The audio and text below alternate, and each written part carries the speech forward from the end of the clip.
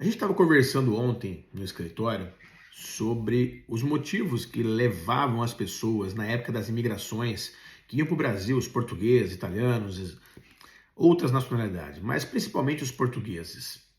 Por que eles mudavam os nomes? Italiano é comum, mas os portugueses mudavam nomes, alteravam datas de nascimento, falava que o filho que tinha nascido em Portugal tinha nascido no Brasil. Então aparece casos de pessoas que têm o acento português e também têm o acento de nascimento brasileiro. Então são coisas assim que a gente faz. Por que as pessoas faziam isso nesta época? Aí você fica querendo entender e não adianta querer entender. Você tem que saber de história. Qual que era o contexto da época? Por que as pessoas faziam isso? O que levava elas a fazerem esse tipo de coisa?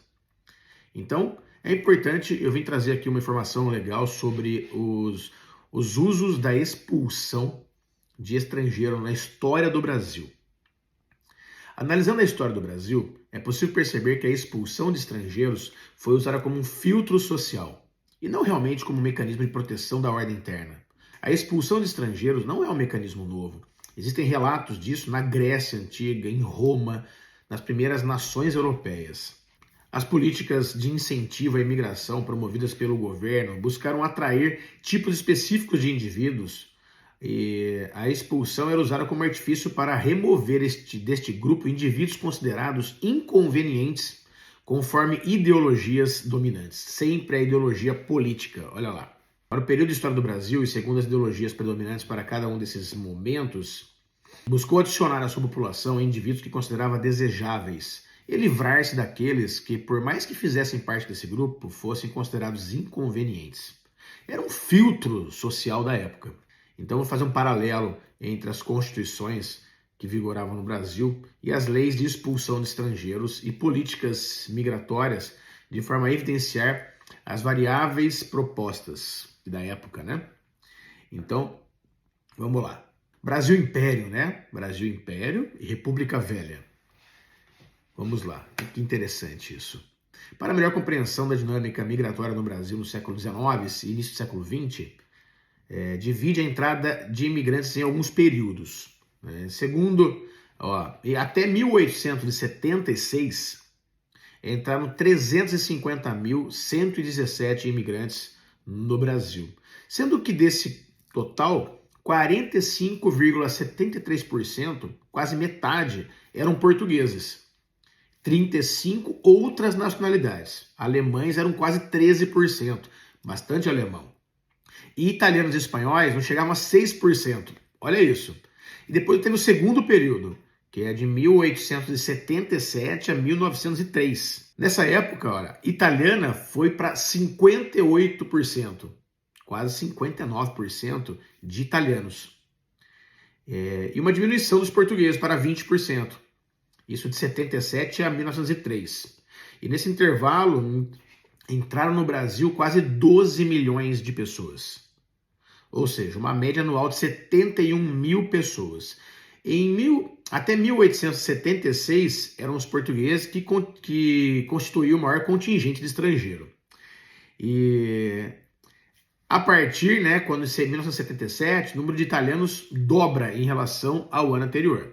Bom, nas primeiras décadas do século XX, um projeto de colonização agrícola implantado com o objetivo de promover um povoamento da terra atraiu novamente um considerável contingente de europeus para o sul e sudeste do Brasil, o que configurou o terceiro período de imigração. Percebe como tem o primeiro período de imigração, que vai até 1876, depois o segundo período de imigração, que de 1877 a 1903, o terceiro período de 1904 a 1930, que entrou cerca de 2.142.781 imigrantes, com uma média anual de 79 mil pessoas. Mas durante 1915 a 1918, que é a Primeira Guerra Mundial, verificou-se uma redução no número de entradas de estrangeiros no Brasil, quando a média anual passou a ser de 27 mil apenas.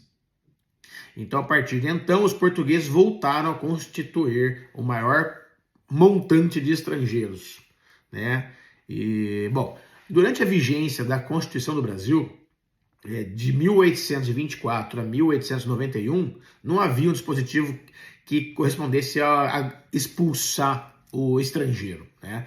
Isso quer dizer que a expulsão não quer dizer que não era praticada. Claro que era, né? Te lembra, para quem estudou um pouco de história sobre monarquia, sabe do poder moderador. Né? E o poder moderador, o imperador não necessitava de um dispositivo de lei que autorizasse ele fazer as coisas. A gente sabe disso. O rei manda e acabou, né?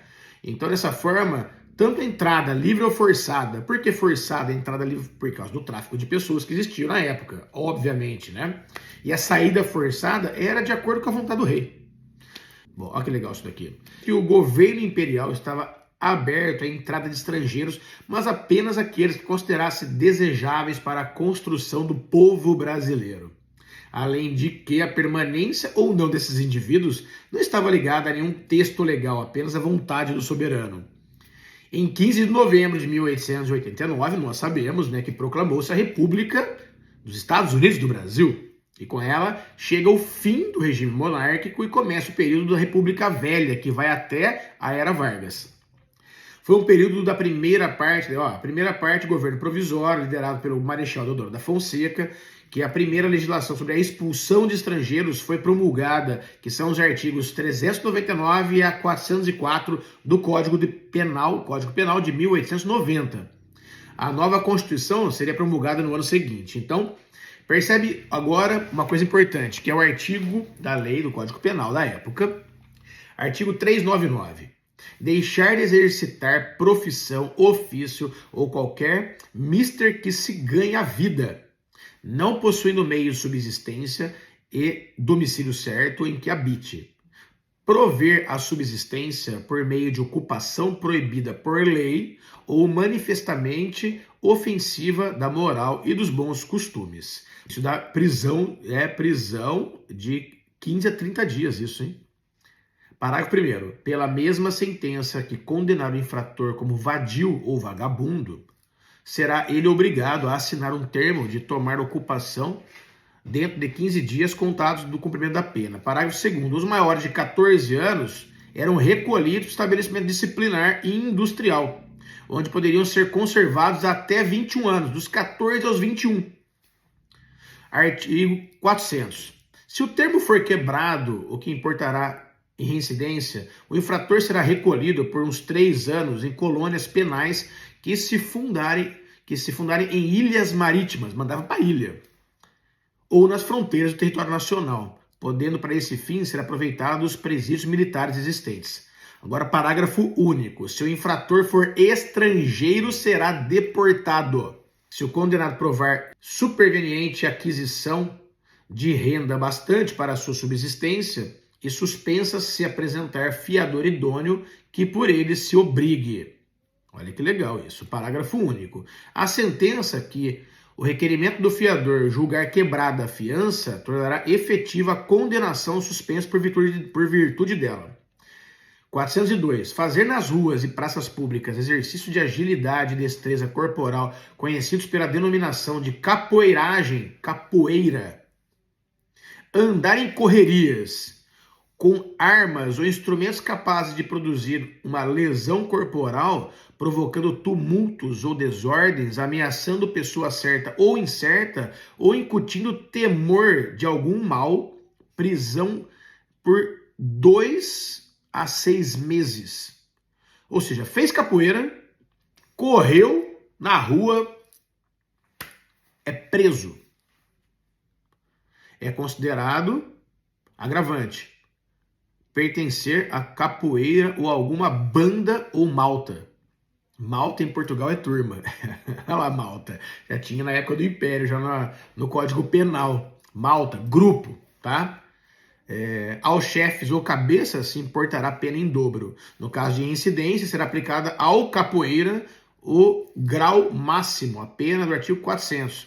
Se for estrangeiro, será deportado depois de cumprir pena. Então, vocês imaginam que qualquer coisa na época dava deportação.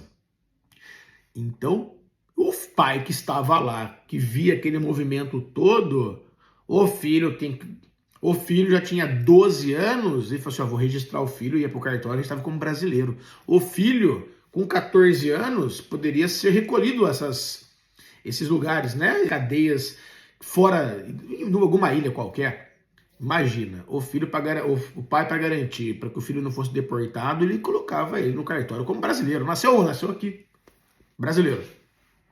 Então tem muito isso aí, explica muita coisa, né? Em primeiro lugar, o texto legal não se usa o termo expulsão, mas deportação. Hoje usa-se o termo para referir a retirada forçada do estrangeiro do território nacional em função de sua estadia irregular. Isto é, o indivíduo em questão entrou no país onde ele permaneceu irregularmente, precisará sair, pagar multa e logo em seguida pleitear nova entrada. E até parece que isso ia acontecer, né? É possível concluir que o texto acima trata-se da expulsão de estrangeiros na definição usada hoje, pois corresponde a uma conduta típica como criminosa e era direcionada especialmente para estrangeiros. Assim, mesmo que o texto não use a nomenclatura moderna, assume-se que essa é a primeira vez que a medida de expulsão é incluída no ordenamento brasileiro. Destaca-se que nesta legislação se trata de uma pena no sentido jurídico penal, posto que a medida é correspondente a uma condenação criminal. Nas legislações modernas, a expulsão é uma medida administrativa. E, em segundo lugar, atende-se ao fato de que a lei penal é direcionada especialmente para indivíduos que não estavam em boas condições financeiras, sem emprego e moradia, ou os que praticavam capoeiragem, expressão cultural em ritmo de música, trazidas pelos africanos para o Brasil, para defender-se de seus captores. Basicamente, esse texto legal traduz a condição de vida de escravos ou escravizados, recém-libertos em um tipo penal. Afinal, a Lei Áurea foi assinada em 1888, certo? Apenas 2 anos antes da vigência do Código Penal de 1890. Então, aí, disto, pode-se supor que a lei tinha o propósito de gerar uma forma de retirada do Brasil de indivíduos provenientes do continente africano, expulsar os africanos, que se tornaram o quê? Moradores de rua, formalmente libertos do regime escravocrata e abandonados à própria sorte. O que se destaca para esse trabalho é a rejeição da elite brasileira em relação aos escravos libertos e a tentativa de removê-los do país. Por que será que as favelas foram criadas, né? Foram criadas naturalmente. As favelas é fruto de africanos deixados à própria sorte. E com essa ideia em mente, percebe-se que o fim da escravatura é a rejeição da mão de obra negra. Os grandes fazendeiros de café e os empreendedores que intentavam industrializar o Brasil precisavam de braços para trabalhar. Obviamente, nós sabemos disso, né? Estudamos isso na escola. Daí o governo brasileiro passou a incentivar a imigração de europeus para o Brasil. Não apenas a abertura à entrada, mas a ação positiva nesse sentido. Consoante o fluxo de imigrantes, a expulsão foi usada como filtro mais uma vez. O governo adotou políticas de incentivo à migração para o Brasil, disponibilizava passagens e prometia emprego nas lavouras de café. Daí vieram italianos, portugueses, espanhóis, japoneses, entre outras nacionalidades, para trabalhar nas plantações e na nascente indústria. Voltando novamente para a análise legislativa, a vigência da Constituição do Brasil de 1891 a 1934, o Código Penal de 1890 continuou em vigor. Porém, a legislação que disciplina a expulsão de estrangeiros foi expandida, passando a viger nos decretos de 1566, de 3 de outubro de 1893 até 1907. Bom, então eu não vou me alongar nisso, falando sobre as revoltas federalistas, não vem ao caso agora isso. Eu quero falar sobre uma coisa importante que eu vou chegar lá já. Aguenta firme aí. Bom, aí só a prova de que a administração nos preocupava com a legalidade de seus atos, né? Que as expulsões ocorreram durante um hiato legislativo, mesmo sem norma correspondente.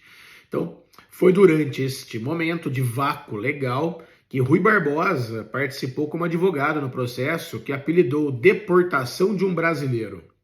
O caso ilustra bem como funcionava a expulsão no Brasil naquele momento. Em verdade, a administração importava-se apenas com a manutenção da paz e da ordem pública. Bom, aí a acusação contra o presidente, aí a conspiração, olha lá.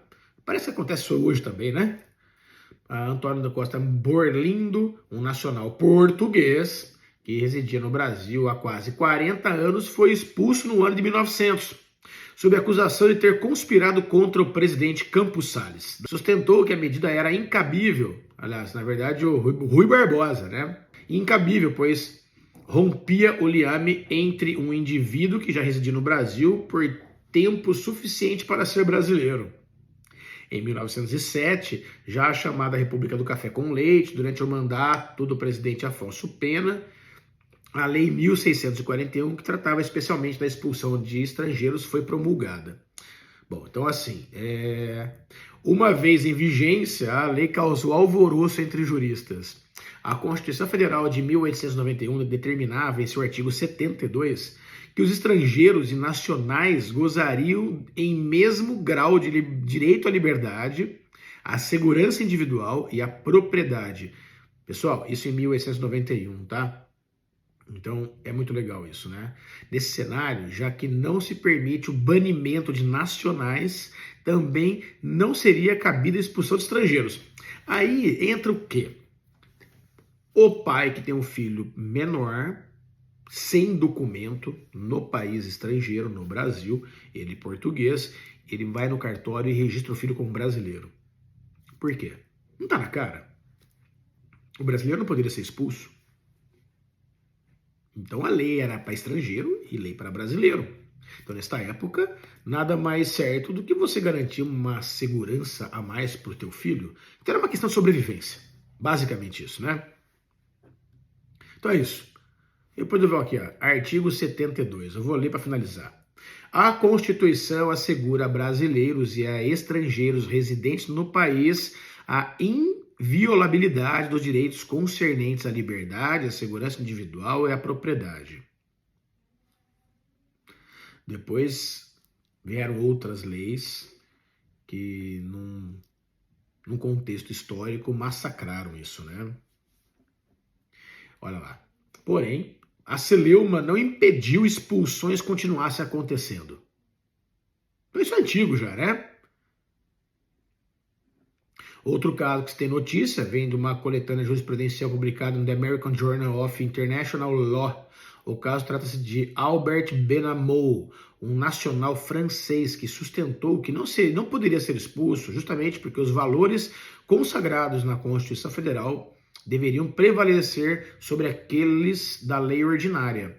Sendo ele titular de tanta liberdade quanto um brasileiro, o Estado não teria o arcabouço legal para expulsá-lo.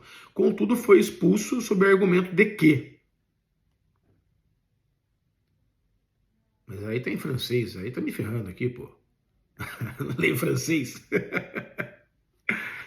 Bom, eu vou pegar isso aqui e vou falar pro nosso amigo tradutor.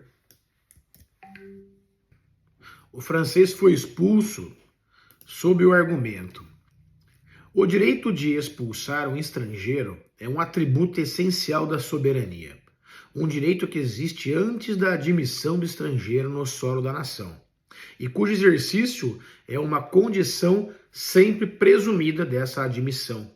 O artigo 72 da Constituição do Brasil, assegurando ao estrangeiro, durante sua residência no Brasil, as mesmas garantias que ao nacional, não tem o efeito de impedir a nação de expulsar aquele que perturba a ordem e a tranquilidade pública. Ou seja, o governo achou que você é inconveniente, tá expulso. Acabou. Então vocês imaginam na época como isso acontecia com muita frequência e muito fácil e você não podia fazer nada? Então, nada mais normal do que um pai registrar o filho como brasileiro no cartório. Passava batido. Isso. Muitas coisas. Isso explica muita coisa. É incrível o que você estudar a história e o passado, como você entende muita coisa do que acontece hoje. É muito interessante isso. Mas resumindo, resumo da ópera. Não era fácil naquela época. Então as pessoas faziam o que tinham que fazer para não ser deportado, para não ser expulso do país. Viviam nas ruas, em grupos, brincou capoeira, já pronto. Já é estrangeiro, prisão e deportação. Então era cruel a coisa. Não podemos achar que o mundo são flores, né? Então, mas na época, por isso que é legal você estudar a parte histórica para poder entender o que aconteceu, por que fizeram aquilo. E aí, você? Sabe um pouco da história da sua família? Sobre a imigração da sua família? Conta aí pra gente, porque a gente vem aqui trazer mais informação, tá bom? Um abraço pra vocês.